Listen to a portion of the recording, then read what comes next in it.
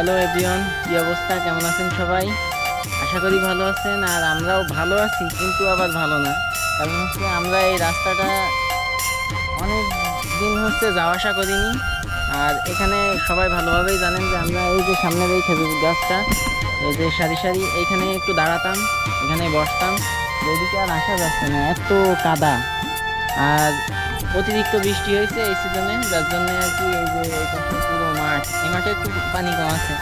আমার পেছনের যে মাঠ ওইটা, তো এদিকে পুরাপুরি একবারে নদী মতো হয়ে গেছে আর কি, বাওর ছোটখাটো বলা যায়। তো এখানে একটা ছোটখাটো ব্রিজ মতো আছে, পোল। তো এটা দিয়ে, পোল না, এটা কি কালভার্ট, তো এখান থেকে ফাটা। আর এটাতে প্রচুর মাছ পড়ছে, এই যে এখানে একজন মাছ ধরছে। মাছ হচ্ছে, এই যে এখানে মাছ রেখেছে, একটু দেখি মাছ আছে কিনা। দেখতে পাচ্ছি না। এই ভালোই মাছ হয়েছে তো, একটা ট্যাংরা মাছ হয়েছে, ওর পেটে ডিম। এই এই ট্যাংরা মাছ ছেড়ে দিলি কিন্তু আরো বেড়ে যাবে। এই যে প্রচুর প্রচুর মাছ এখানে। এই মাছগুলো এখন যদি না ধরে, আর অল্প কিছুদিন, 4-5 দিন পরে যদি মাছগুলো ধরতো, তাহলে আর কি একটু ভালো হতো। কারণ ডিম ছাড়তো আরো।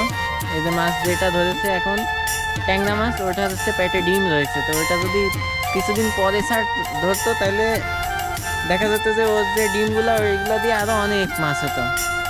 তো এখনই ধরে ফেলেছে। আর এই যে কাদা দেখতে পাচ্ছেন, আর পানি যদি আমি দেখাই, তো এখানে আমি যদি কোনোভাবে নেমে যাই,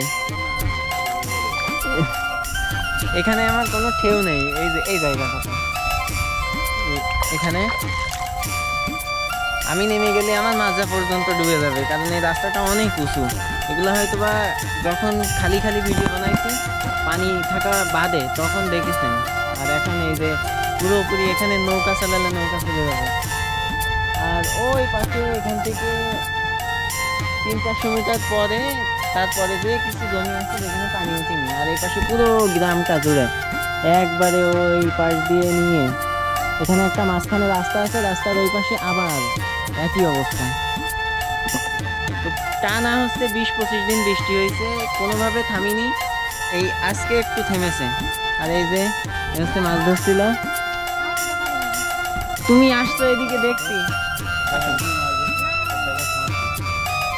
তো হচ্ছে কথা বলতে চাচ্ছে না, ও চাচ্ছিলাম যে মাছ ধরেছে কতগুলো, কিভাবে জিজ্ঞেস করতে, কিন্তু ও কথা বলবে না। আর এই পাশে দেখতে পাচ্ছেন, ক্যামেরাতে হয়তো বা অত দূর দেখা যাবে না, এদিকে অনেক মানুষজন হচ্ছে জাল নিয়ে নেমে গেছে, জাল পেতে যাচ্ছে।